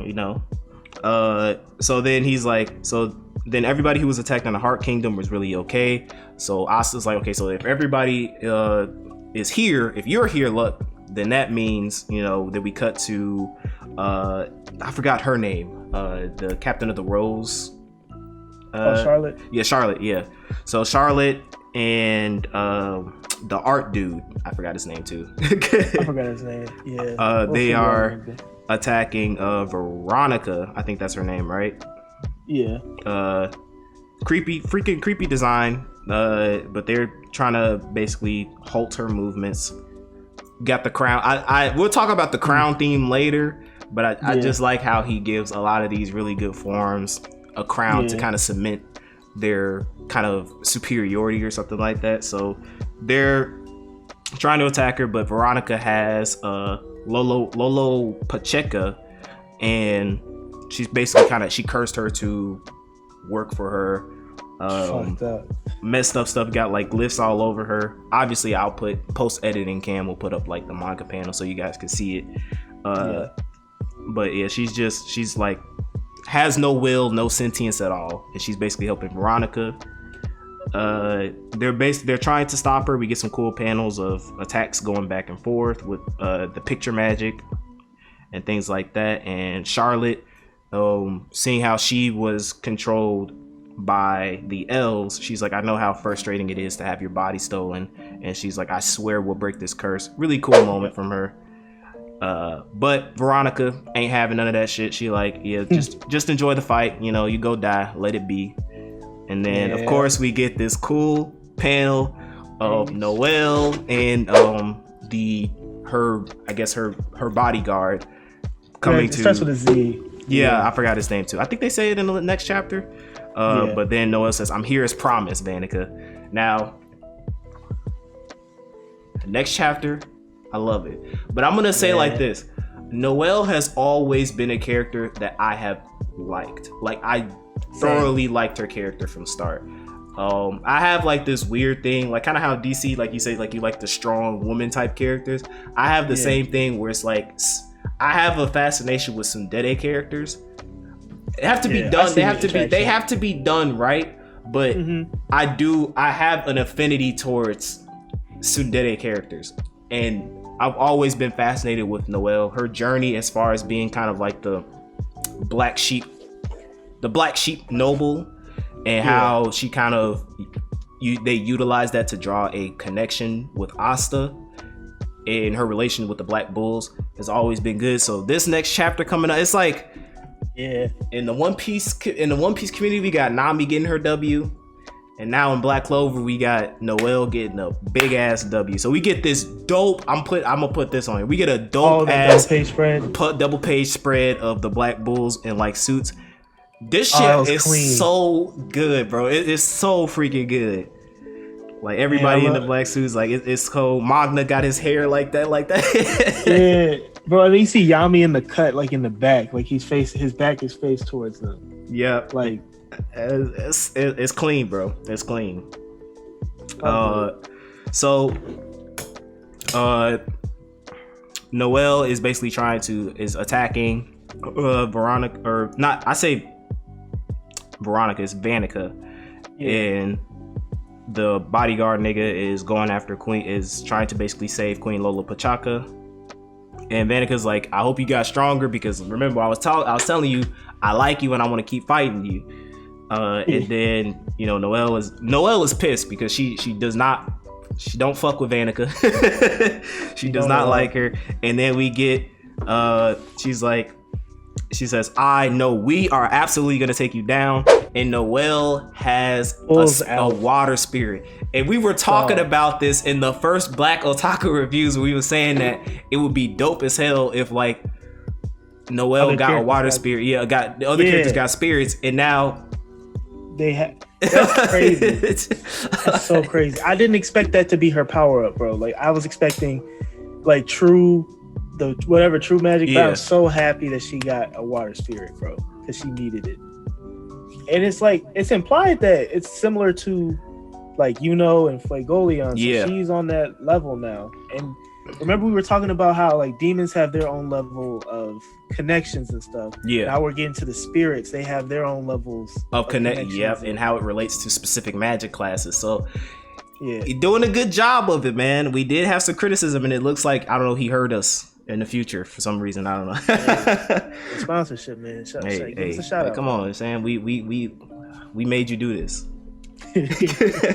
So then Vanica's like, I knew it. And Charlotte is surprised. She's going like, oh, Udine served Lolo. We don't know why is she, connected to you. And then we get a flashback of, what's the other spirit? It's Udine, but the person that they're talking to in the elf forest, I don't know her name. I forgot. She's like a high elf or something. Yeah, I forgot. But she's saying like, she says that Noelle, before ultimate magic or anything else, there's a certain power you should acquire. Isn't that right, Udine? And then Udine or Undine, depending on how you know to pronounce it. But why? And then she says that the course warding magic sapped my strength and temporarily dissolved my contract with Lolo. In order to regain my strength and store up mana, I moved to the grimoire of another qualified mage. It's you, Noelle. You have what it takes to become a host for the water spirit. She does.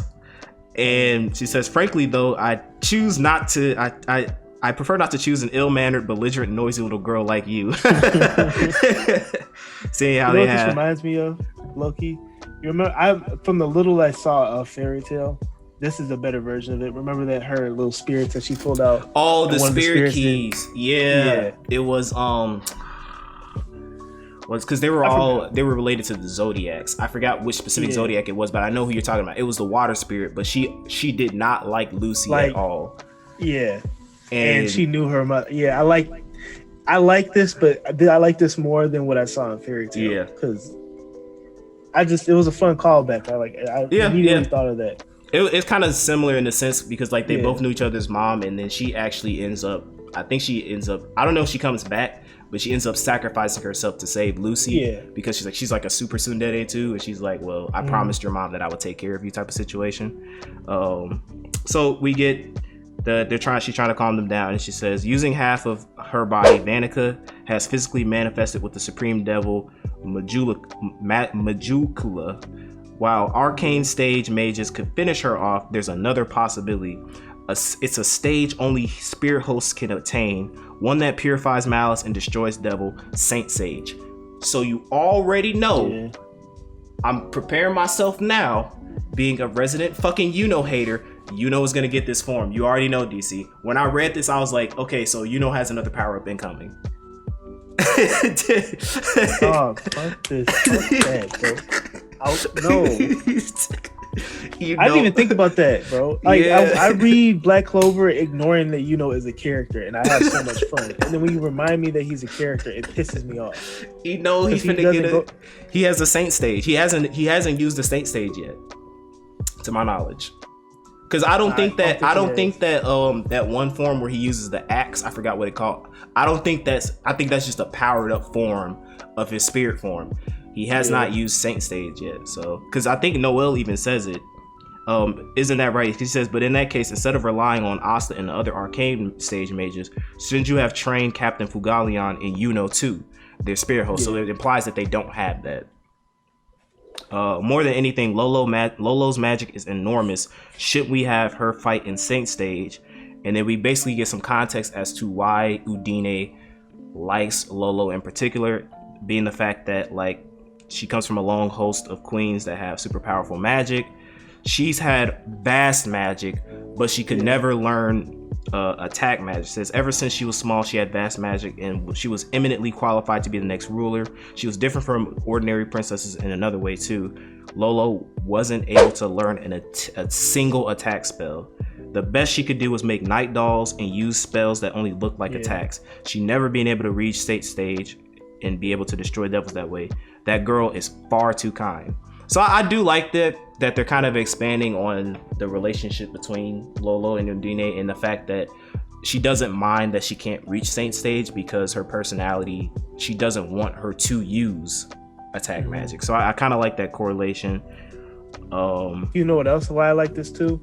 This justifies why she keeps Undine moving forward, since she can't be fully utilized with Lola Pechka because she can't use attacks. So the only way she could use like her full power for good is with Noelle. Because I'm thinking my biggest theory is that at the end of this arc, Lolo is gonna say, no, you stay with Noelle.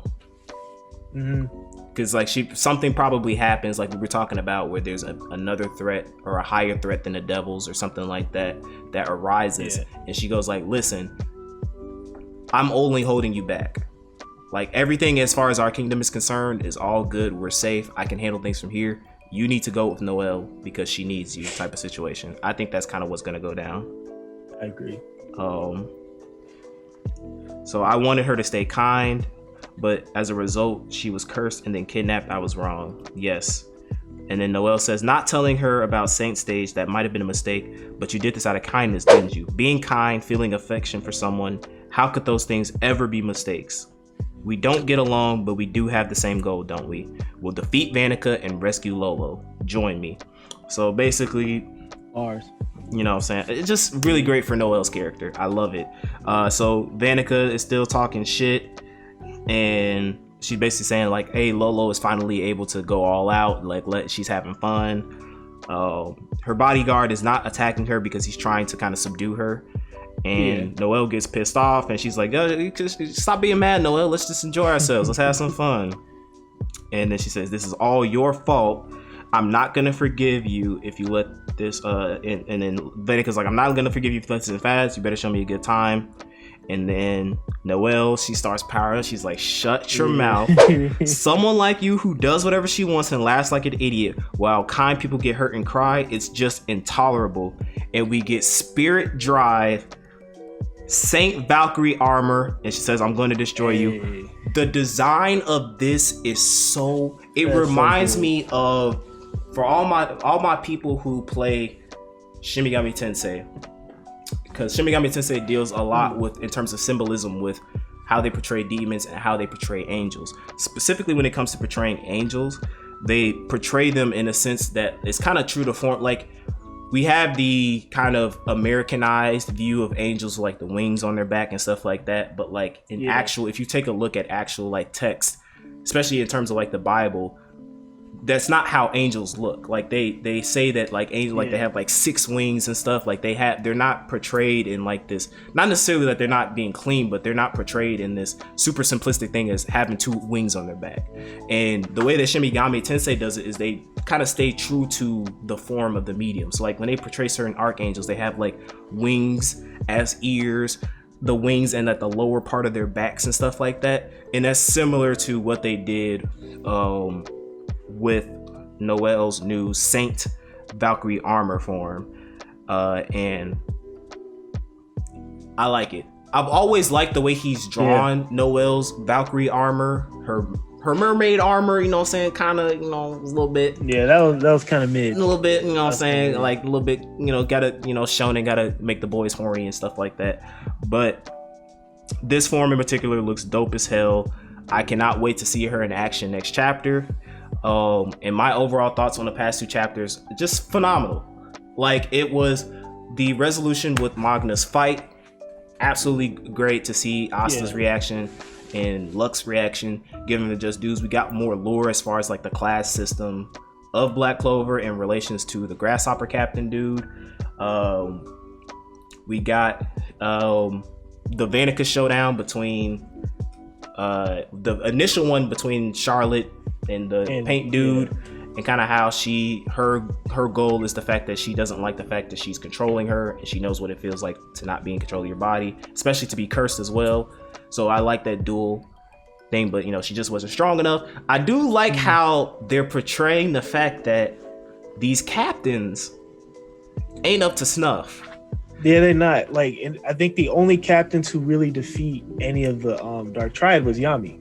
Yeah. So, I mean, Yami, and then like William, they kind of hinted that he was. Vengeance. They kind of hinted that he could have did something, but he protected his group. Yeah. So he kind of got slapped. But other than them 2, everybody else kind of mid. Like, Asta's captain level, Noel's captain level at this point. Magna's captain level. Luck. I don't know about what's his name, Zed, or what's his name? Zed, Zed. I think he's probably there because he taught, Magna how to.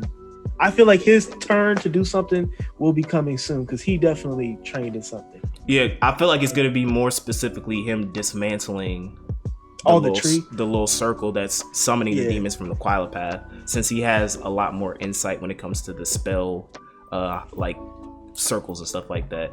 Yeah, like the Black Bulls as a whole, like overall, they're pretty much stacked. They can fight the whole Magic Kingdom forces if they wanted to. Yeah. Only one who would actually do work is unfortunately because you already know. He's a fan. Bro, should not exist. Like, I swear, like, I'm not even capping. If was to die, like, if you want to hype up a villain, right? Now, I know plays an important role in the story, but I think he's kind of served his purpose because he's Spade Kingdom Prince. So his mystery and everything's pretty much been said. So if you want to use him in a good way for character development for Asta and to add some, suspense for the next villain, have him smoke Have him smoke I would like that. I mean, these past couple chapters... I know it's never going to happen, but yeah. These past couple chapters have not been featuring And, like, honestly, they have been some of the best things in Black Clover in a while. Like, this arc has been like leagues and above. Not saying that the elf arc was bad or anything, but like what we've gotten in this arc is like way better, way better. And I mean, just even kind of them expanding on the different magic stages that there are, like talking about how there's arcane stage. You can use arcane stage to defeat devil magic, but you can also utilize spirits to get saint sage stuff, and how they've always done a good job of building not treating her like Sakura, right? Because like it was like at the beginning it was kind of like, okay, Noelle, is she are you trying to make her like bootleg Sakura? But no, like they do a good job of like making her, and for all my niggas like, stop hating on Sakura, we get it. Listen, she's good in Boruto, I guess, whatever, who cares? But in OG Naruto and Shippuden, aside from she sucked. She's garbage. She just was. And Noelle, they've done a good job of always making sure that in terms of her prowess, utilizing water magic, her standing in the Black Bulls, being the black sheep of a noble, they've always done a great job of using those to not only enhance her character, but her battle prowess. And now we're seeing that with Undine, who's like, when Vanica did her shit, I went to you because I chose you. You were qualified to take my power. I chose you to be my spirit host. And it's so good for her character development because it's like her whole reason where her siblings shitted on her because her mother died because of her, and she's been cursed. She can never control her power, so she never seemed like she herself was up to snuff. And this is like a good, element into her character arc of you can be graceful with it. Like her magic was so wild at the beginning of the series, like it just went everywhere, and it's so pristine now, like all beautiful and tranquil. And it's a clear callback to the fact that like they were saying that, oh, you're the reason why mom died, and your magic will never be as good as mother, but her magic is just like her mother, and she's able to obtain a form that none of them can obtain, that her mother was able to obtain, but she was able to do so. And then now utilizing her new form alongside Undine to fight off Vanica, which he's done a great job of building up, because at the beginning of the arc when they first encountered Vanica and Noelle was trying to fight her off with her, like I think that's when she had first utilized her mermaid form, right? Was that she utilized the mermaid form, but it still wasn't enough, and Vanica was like, get stronger, and I'm taking Lolo. And then it was a good setup for her to get stronger so she can have her rematch. And now she finna go crazy. She finna get some bars, and she's gonna get her time in the light with this arc, and I'm all for it because Noelle is a dope ass character and a dope ass female shonen protagonist too. Like people talk about Kugisaki from Jujutsu Kaisen, and I love Kugisaki, but y'all need to look at Noelle too. She's not just romance, bait fodder, bait. she's not just, fan service. She has actual feats in the story. She has actual ties to characters. We feel actual intensity and anticipation for this fight. And that's good for female characters. She's doing a great job at being like the number 3 chick, top 3 chick.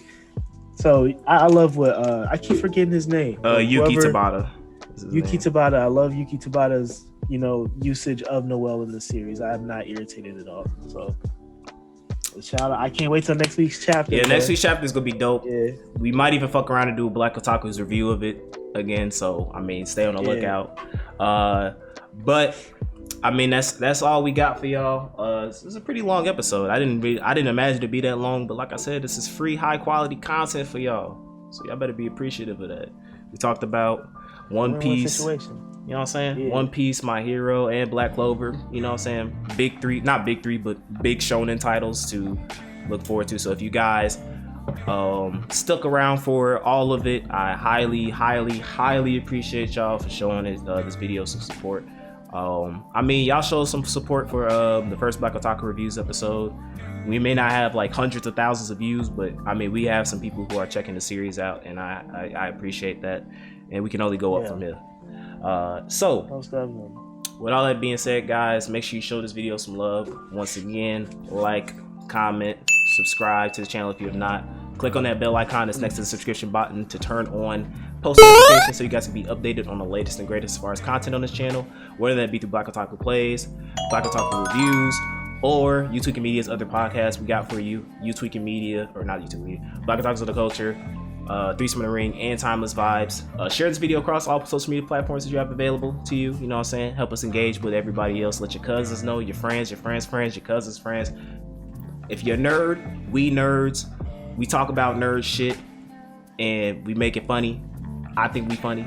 We insightful, we hilarious, and we free. If you don't think we funny, man, get the fuck on. Oh God, bro, we don't need you. You know what I'm saying? Exactly. Only the real ones stay, you feel me? Everybody else is on your head top on site. Watch out for them comments, man. Oh God, bro. Speak right. Be nice, because we're not gonna be no hoes and turn, comments off.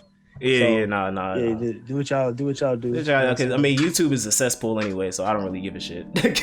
Yeah, that's facts. I don't treat like YouTube comments is like you get it's like extremities. You get like some really dope comments, but then more times is you get niggas going like, the corny ass first, or the or like niggas saying like y'all ain't shit and blah blah blah, and it's like nigga. Or the fake intellectuals that type in paragraphs. Oh yeah, type up like stuff that says read more, bro. Like I'm not trying to read a fucking paragraph of YouTube comment section, bro. Like I'm on a video platform to watch videos. I'm not gonna read yo get ass comment, bro. Like bro.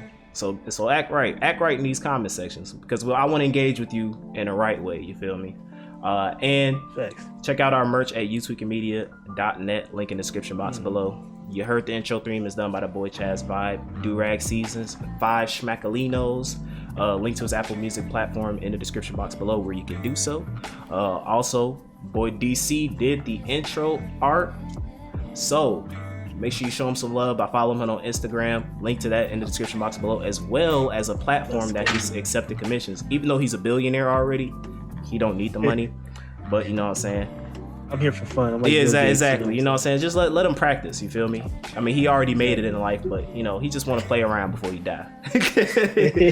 So show him some love, show Chaz Vibe some love, show the You Tweaking Media brand some love by, supporting black business, supporting small business, help us grow. Because our success will be your success. And make sure you follow me as far as the Black Otaku Plays brand is concerned.